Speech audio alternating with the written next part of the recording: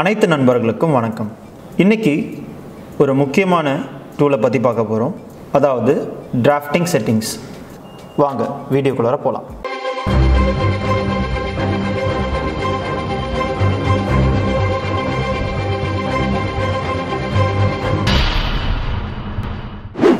நம்ம ஒரு டயக்ராம் வரைகிறதுக்கு முன்னாடி ஒரு சில விஷயங்கள் கண்டிப்பாக நம்ம ஒர்க் பண்ணி ஆகணும். அதாவது இதுக்கு முந்தின வீடியோவில் லிமிட்ஸையும் லிமிட்ஸுக்கு உண்டான ஆப்ஷன்ஸை பற்றி பார்த்தோம். அது கண்டிப்பாக முதல்ல நம்ம பண்ணியிருக்கணும். ரெண்டாவது வந்து பார்த்திங்க அப்படின்னா யூனிட்ஸை செட் பண்ணியிருக்கணும். அடுத்தபடியாக ஜூம் ஆல், இந்த ஜூம் ஆல் விஷயங்களையும் பண்ணியிருப்போம். ஆனால் ஒரு டிராயிங் வரைகிறதுக்கு முன்னாடி நம்ம இன்னும் ஒரு சில விஷயங்கள் பண்ண வேண்டியது இருக்குது. அதாவது டிராஃப்டிங் செட்டிங்ஸ். இந்த டிராஃப்டிங் செட்டிங்ஸை ஆக்டிவேட் பண்ணுறதுக்கு நீங்கள் என்ன பண்ணணும் அப்படின்னா, உங்களுடைய கமாண்டில் DS டைப் பண்ணிவிட்டு ஒரு என்ட்ரு கொடுக்குறீங்க. இப்படி என்ட்ரு கொடுத்தவொடனே இதில் ஒரு டயலாக் பாக்ஸ் வரும். இந்த டயலாக் பாக்ஸை பற்றி தான் பார்க்க போகிறோம். இந்த டிராஃப்டிங் செட்டிங்ஸில் 3 விஷயங்கள் நம்ம பார்க்க போகிறோம். முதல் F3, அதாவது ஓ ஸ்னாப். அதுக்கு அடுத்தபடியாக ஆர்த்தோ F8. நீங்கள் F8 ஃபங்க்ஷனல் கீயை ப்ரெஸ் பண்ணி கூட ஆர்த்தோவை ஆன் பண்ணலாம். அடுத்தபடியாக போலார் ட்ராக்கிங் F10. ஸோ இந்த 3 விஷயங்களை இப்போது பார்க்க போகிறோம்.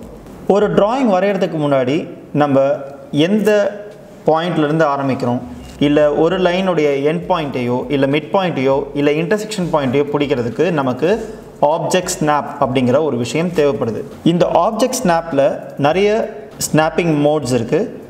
அதாவது end point, mid point, center, node, quadrant, intersection, extension, insertion, perpendicular, tangent, nearest, apparent intersection, parallel போன்ற பல ஸ்னாப்பிங் பாயிண்ட்ஸ் இருக்குது.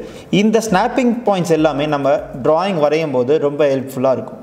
இப்போது இதில் செலக்ட் ஆல், கிளியர் ஆல் அப்படின்னு இருக்குது. செலக்ட் ஆல் கொடுத்திங்கன்னா இங்கே இருக்கிற அத்தனை ஸ்னாப்பிங் பாயிண்ட்ஸும் செலக்ட் ஆகும்.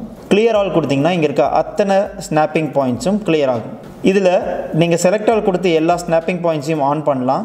இல்லைனா கிளியர் ஆல் கொடுத்துட்டு உங்களுக்கு எது வேணுமோ அந்த ஸ்னாப்பிங் பாயிண்ட்ஸை மட்டும் நீங்கள் ஆன் பண்ணிக்கலாம்.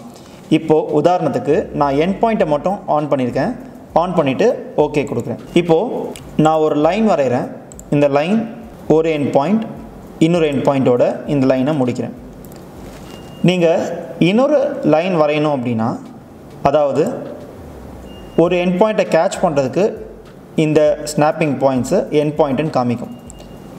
இந்த சைடு வந்தீங்கன்னா இன்னொரு எண்ட் பாயிண்ட்டை காமிக்கும்.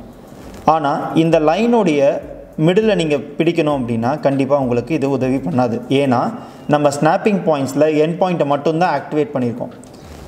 ஆக நம்ம ஒரு டிராயிங் வரைகிறதுக்கு நிறைய ஸ்னாப்பிங் பாயிண்ட்ஸ் நமக்கு தேவைப்படுது.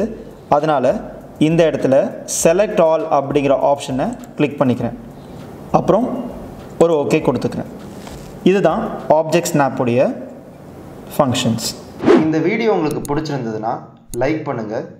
இந்த வீடியோ பற்றின கருத்துக்களை கமெண்ட் பாக்ஸில் டைப் பண்ணுங்கள். எங்களுடைய வீடியோஸை நீங்கள் தொடர்ந்து பார்க்கணுன்னா சப்ஸ்கிரைப் பண்ணுங்கள். கூடவே பெல் ஐக்கானை கிளிக் பண்ணுங்கள். இந்த வீடியோ உங்களுக்கும் மற்றவர்களுக்கும் பயனுள்ளதாக இருக்கும் நீங்கள் நினச்சிங்கன்னா உங்கள் நண்பர்களுக்கு ஷேர் பண்ணுங்கள்.